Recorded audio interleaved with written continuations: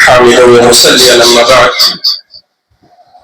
أعوذ بالله من الشيطان الرجيم بسم الله الرحمن الرحيم قل يا عبادي الذين أسرفوا على أنفسهم لا تقنطوا من رحمة الله إن الله يغفر الذنوب جميعا إنه هو الغفور الرحيم سورة الزمر.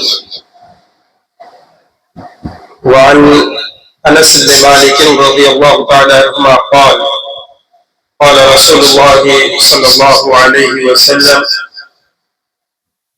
كل بني آدم خطاء وخير الخطائين التوابون رواه الترمذی.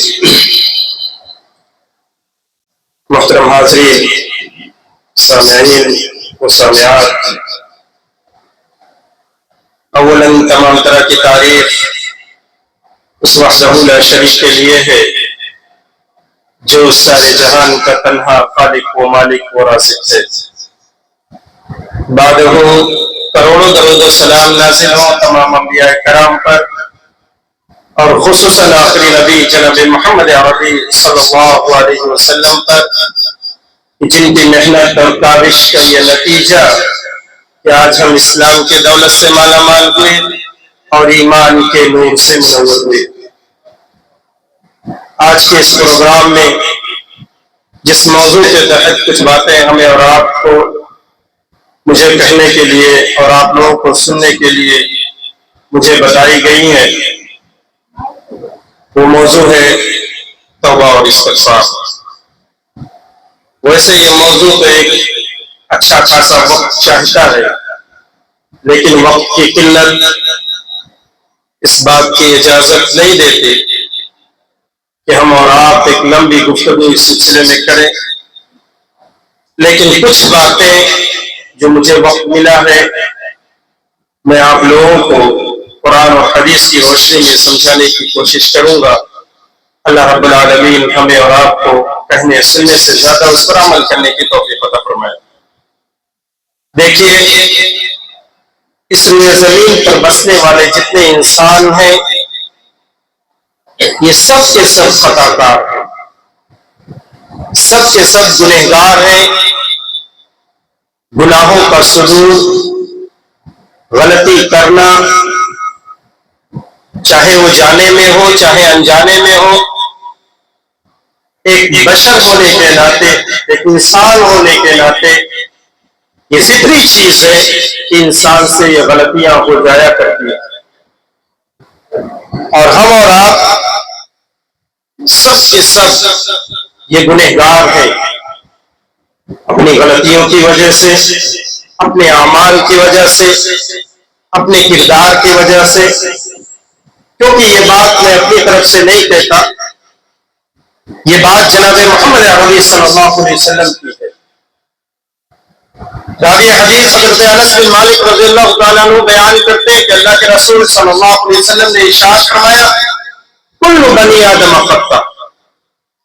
حضرت آدم علیہ السلام کی پوری اولاد، حضرت آدم سے لے کر کے قیامت کے صبح تک جتنی بھی اولاد اس دنیا میں آج موجود ہے یا پہلے جا چکی ہے یا قیامت تک جو آئیں گی، یہ سب کے سب خطا کار ہیں، گنہگار ہیں. میرے بھائیوں، حدیث کے ٹکڑے سے ایک سوال یہ پیدا ہوتا ہے کہ جب اس روئے زمین پر بسنے والے ہم اور آپ سب گنہگار ہی ہیں، سب خطا کار ہی ہیں، سب غلط ہی ہیں، تو ہم میں بہتر کون شخص، اچھا کون ہے؟ اللہ کے رسول صلی اللہ علیہ وسلم نے اسے حدیث کے دوسرے ٹکڑے میں یہ بات واضح کر دیا آپ نے کہ وہ خیر الخطائین التوابون.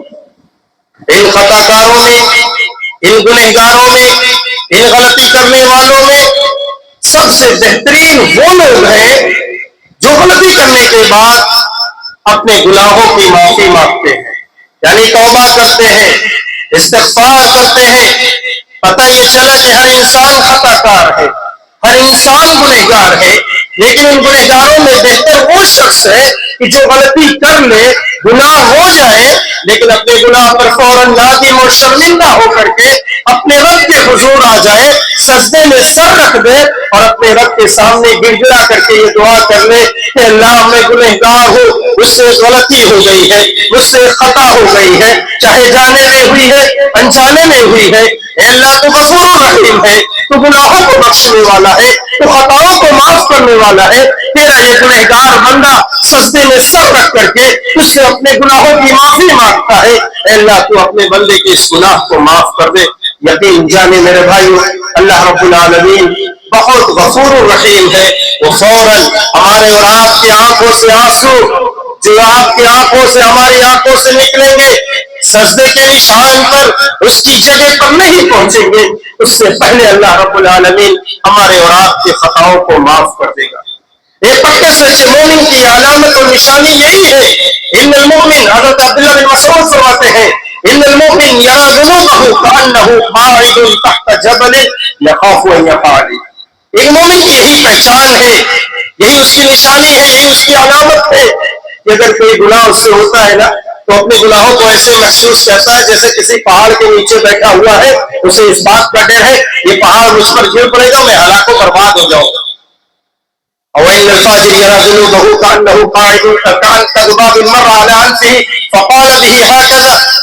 اور ایک فاجر اپنے گناہوں کو ایسے محسوس کرتا ہے کہ کوئی مکھی اس کی ناک پر بیٹھی ہوئی ہاتھ کا اشارہ کرے، مکھی اڑ کر کے چلی جائے۔ جہاں ایک مومن اپنے گناہ کو جو غلطی اس سے ہوئی ہے اس پر وہ نادم ہوتا ہے، شرمندہ ہوتا ہے، اللہ رب العالمین سے معافی مانگتا ہے، وہی ایک فاسق و فاجر شخص گناہ کو گناہ تصور نہیں کرتا۔ آج ہماری اور آپ کی حالت بھی یہی ہے کہ ہم گناہ پر گناہ کیے جاتے ہیں، صبح سے شام تک ہم گناہوں میں ملوث ہوتے ہیں، صبح بھی کرتے تو گناہ میں، شام میں ہماری اولاد، ہمارے بچے، ہمارے بھائی اپنے بستروں پر جاتے ہیں تو یہ ایئر فون ان کے کانوں میں لگا ہوا ہوتا ہے، یہ موبائل ان کے ہاتھوں میں ہوتا ہے، اس کے ذریعے سے وہ گناہ پر گناہ کرتے ہیں، لیکن شرمندہ ہے، تک نہیں ہوتے اپنے ان گناہوں پر جائے کہ توبہ اور استغفار کریں۔ ہمارے اور آپ کے دور سے بہتر جناب محمد عربی صلی اللہ علیہ وسلم کا دور، آپ کے دور میں اگر کسی سے کوئی گناہ سرزد ہوتا تھا تو جب تک کہ وہ اپنے آپ کو اس کی سزا کے لیے پیش نہیں کر دیتا تھا تب تک چین سے نہیں بیٹھتا تھا۔ میں صرف ایک واقعے کی طرف اشارہ کرتا ہوں، حضرت عمران بن حسین رضی اللہ تعالیٰ عنہ بیان کرتے ہیں، جوہینا قبیلے کی ایک عورت یہ نبی کریم صلی اللہ علیہ وسلم کی خدمت میں حاضر ہوئی۔ میری ماں اور بہنوں آپ بھی بغور سنو، وہ عورت زنا کی وجہ سے حاملہ ہو گئی تھی، نبی کے دربار میں آئی صلی اللہ علیہ وسلم اور عرض کیا، اللہ کے رسول صلی اللہ علیہ وسلم، اللہ رب العالمین نے ہمارے لیے جو دائرہ بنایا تھا، جو باؤنڈری بنائی تھی، جو حد ہمارے لیے مقرر کیا تھا، اللہ رب العالمین نے، میں نے اس حد کو پامال کر لیا ہے، اس حد کو ہم نے کراس کر لیا ہے، لہذا اس کی جو سزا ہے وہ مجھ پر نافذ کر دی جائے۔ زنا کا صدور ہوا ہے، حاملہ عورت سے نبی کی خدمت میں حاضر ہوئی ہے، اللہ کے رسول صلی اللہ علیہ وسلم نے اس کے سرپرست کو بلایا اور فرمایا کہ احسن الیہا فاذا وضعت فاطر بها، جاؤ اس کے ساتھ اچھا سلوک کرو اور جب یہ بچے کو جنم دے دے پھر لے کر کے آنا میرے پاس۔ چنانچہ وہ صحابہ رسول نے وہی عمل کیا جو نبی نے بتایا تھا، آخر میں اس کے ساتھ جو وہ ہوا اللہ کے رسول صلی اللہ علیہ وسلم نے حکم دیا اور اس عورت کو رجم کر دیا گیا۔ جب اس عورت کو رجم کیا گیا، چنانچہ اللہ کے رسول صلی اللہ علیہ وسلم پھر اس کے بعد آگے بڑھتے، اس عورت کی نماز جنازہ آپ نے پڑھائی، اسی مجلس میں حضرت عمر موجود ہوتے ہیں، اعتراض کرتے ہیں، کہتے ہیں اللہ کے رسول صلی اللہ علیہ وسلم آپ نے ایک ایسی عورت کی نماز جنازہ پڑھا دی، حالانکہ اس سے غلطی ہوئی، اس سے گناہ ہوا ہے۔ آپ صلی اللہ علیہ وسلم نے فرمایا لَقَدْ تَابَتْ تَوْبَةً لَوْ قُسِمَتْ بَيْنَ 70 مِنْ أَهْلِ الْمَدِينَةِ لَوَسِعَتْهُمْ وَهَلْ وَجَدَتْ تَوْبَةً أَفْضَلَ مِنْ الْجَادَةِ بِنَفْسِهَا لِلَّهِ تَعَالَى۔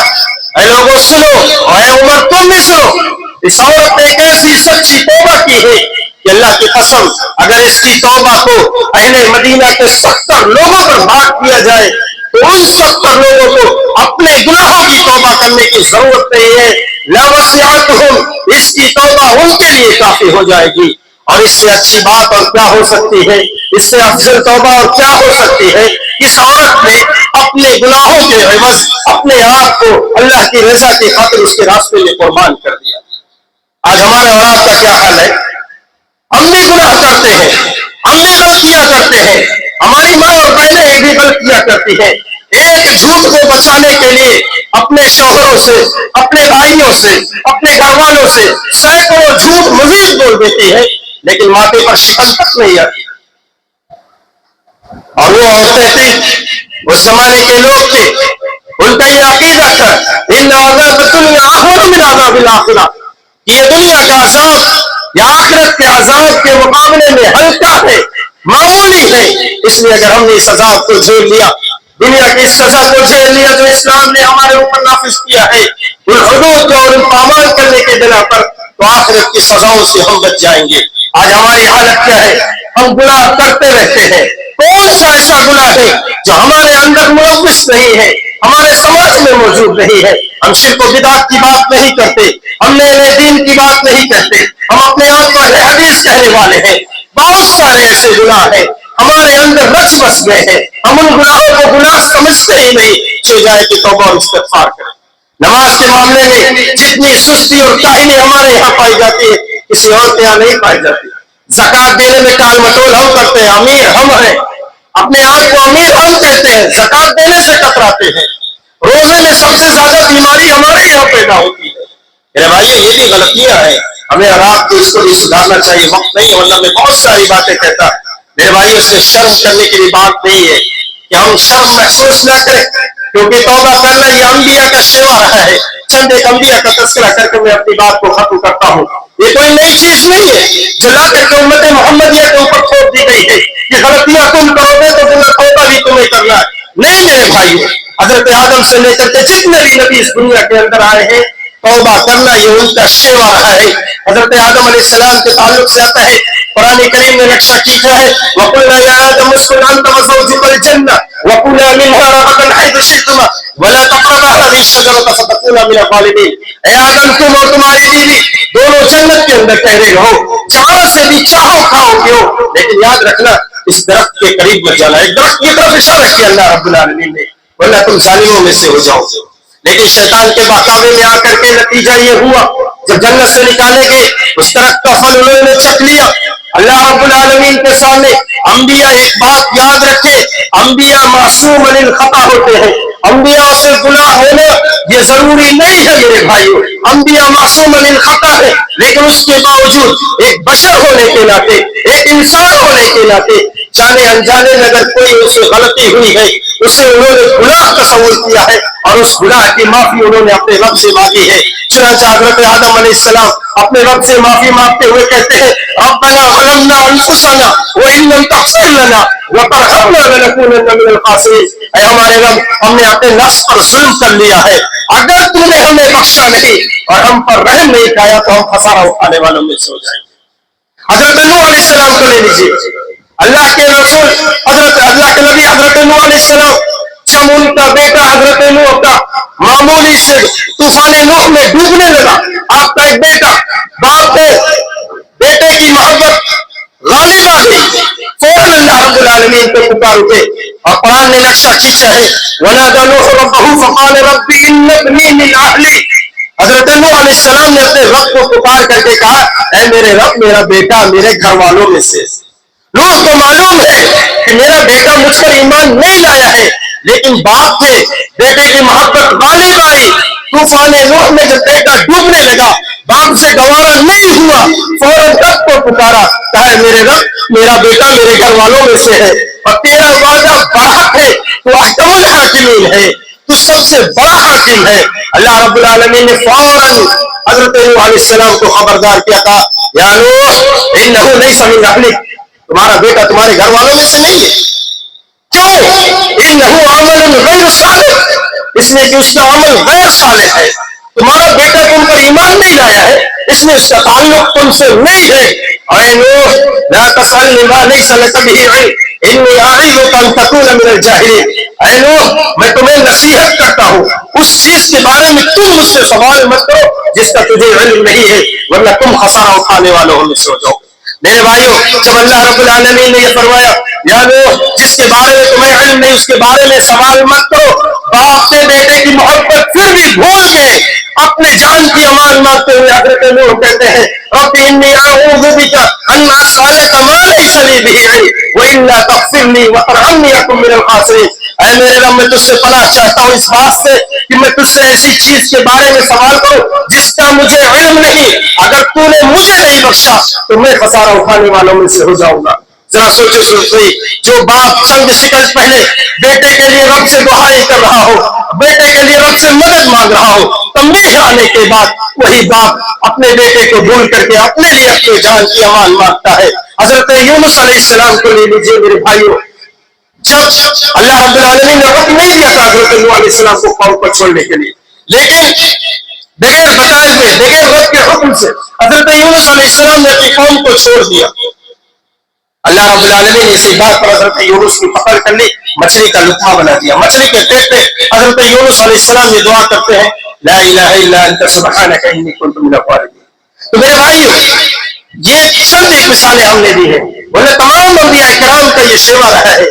ہمارے نبی جناب محمد رسول اللہ صلی اللہ علیہ وسلم صحابہ عرض کرتے ہیں ایک ہی مجلس میں ایک ہی وقت میں 70 بار 100 بار آپ توبہ اور استغفار کرتے تھے. اور ہم اور آپ کی امت ہے، وہ نبی جو معصوم عن الخطا ہے، جس کے اگلے پچھلے تمام گناہ معاف، وہ نبی اس قدر توبہ کر رہا ہے تو ہمیں اور آپ کو بدرجہ اولا توبہ کرنا چاہیے. میرے بھائیو، ہمیں اور آپ کو پھر بھی اپنے رب کی رحمت سے مایوس نہیں ہونا چاہیے. ہمارا رب یہ کہتا ہے اے نبی کہہ تو میرے ان بندوں سے دنیا عبادی الذین اسرفوا علی انفسہم لا تقنطوا من رحمت اللہ ان اللہ یغفر الذنوب جميعا انہ هو الغفور الرحیم. اے نبی کہو میرے ان بندوں سے جنہوں نے گناہوں کا ارتکاب کر کے اپنے نفس کے اوپر ظلم کر لیا ہے، زیادتی کر لی ہے، ان سے کہو کہ میری رحمت سے مایوس نہ ہو، میں غفور الرحیم ہوں، میں ان کے تمام گناہوں کو بخش دوں گا. حدیث قدسی کے اندر آتا ہے اللہ رب العالمین آواز لگا کر کے کہتا ہے یا ابن آدم انک ما دعوتنی ورجوتنی غفرت لک علی ما کان فیک ولا ابالی.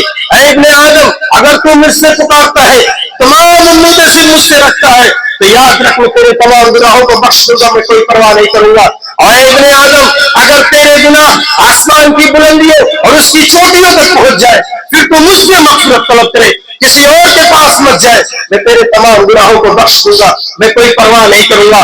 اور ابن آدم یہ بھی سن لے، تو میرے پاس زمین بھر کر کے گناہ لے کر کے چلے آئے اور لیکن یہ حالت ہو تیری کہ تو نے میرے ساتھ کسی کو شریک نہیں ٹھہرایا ہے. لَأَتَيْتُكَ بِقُرَابِهَا مَغْفِرَةً، جتنی تو گناہ لے کر کے آیا رہے گا میں اس کے بدلے میں اتنی مغفرت تجھے عطا کر دوں گا. میرے بھائیوں، یہ اللہ رب العالمین کی رحمت اور مغفرت کا ایک انداز ہے کہ اللہ رب العالمین کس قدر اپنے بندوں کو بخشے پر آ جائے تو معاف کرتا ہے. اللہ کے رسول صلی اللہ علیہ وسلم نے فرمایا اللہ رب العالمین اپنے دست رحمت کو رات کی تاریکی میں پھیلاتا ہے تاکہ دن کے اجالے میں گناہ کرنے والا بندہ اس سے توبہ کر لے. دن کے اجالے میں پھیلاتا ہے حتی تطلع الشمس، دن کے اجالے میں پھیلاتا ہے لیتوب مسیء باللیل، تاکہ رات کی تاریکی اور رات کی تنہائی میں گناہ کرنے والا بندہ اپنے رب سے معافی مانگ لے. حتی تطلع الشمس من مغربها، اور یہ عمل اس وقت تک چلتا رہے گا جب تک یہ سورج مشرق کی بجائے مغرب سے نہیں نکلتا. یہ آخری بات بیان کر کے میں اپنی بات کو ختم کرتا ہوں. اللہ کے رسول صلی اللہ علیہ وسلم نے فرمایا حتی تطلع الشمس من مغربها، یہ سورج جو ابھی مشرق سے نکلتا ہے مغرب میں ڈوبتا ہے، ایک وقت ایسا آئے گا نکلے گا تو سورج مشرق سے، ڈوبے گا تو مغرب میں، لیکن جب اللہ سے اجازت مانگے گا اللہ بتا دے مجھے کہاں سے نکلنا ہے، اللہ فرمائے گا کہ سورج آج تو جہاں سے ڈوبا ہے وہاں سے نکل. میرے بھائیو، اللہ کی قسم کھا کر کے کہتا ہوں کہ جس دن یہ سورج مشرق کے بجائے مغرب سے نکل گیا، سہولیا کی اس مسجد میں نہیں، خانہ کعبہ میں چلے جاؤ گے، ایڑیاں رگڑ رگڑ کر کے مر جاؤ گے، اللہ تمہاری توبہ قبول نہیں کرے گا. پتہ یہ چلا کہ جب تک یہ سورج مشرق سے نکل رہا ہے مغرب میں ڈوب رہا ہے، ہمارے پاس وقت ہے، ہمارے پاس چانس ہے. ہم گنہگار ہیں، ہم خطا کار ہیں. اگر ہم اور آپ اپنے گناہوں کی معافی اپنے رب سے مانگیں گے یقین جانیں اللہ رب العالمین ہمارے گناہوں کو معاف کرے گا. ورنہ جس دن یہ سورج مشرق کے بجائے مغرب سے نکل گیا توبہ کا دروازہ بند ہو جائے گا، اس کے بعد توبہ قبول نہیں ہوگی. اللہ رب العزت سے دعا کہ اللہ تعالیٰ ہم تمام لوگوں کو اپنے گناہوں کی معافی مانگنے کی توفیق عطا فرمائے. اللہ ہم خطا کار ہیں، ہم گنہگار ہیں، لیکن تیری رحمت سے مایوس نہیں ہے. اللہ تو غفور الرحیم ہے، تو ہمارے گناہوں کو بخش دے. وآخر دعوانا الحمدللہ رب العالمین. السلام علیکم.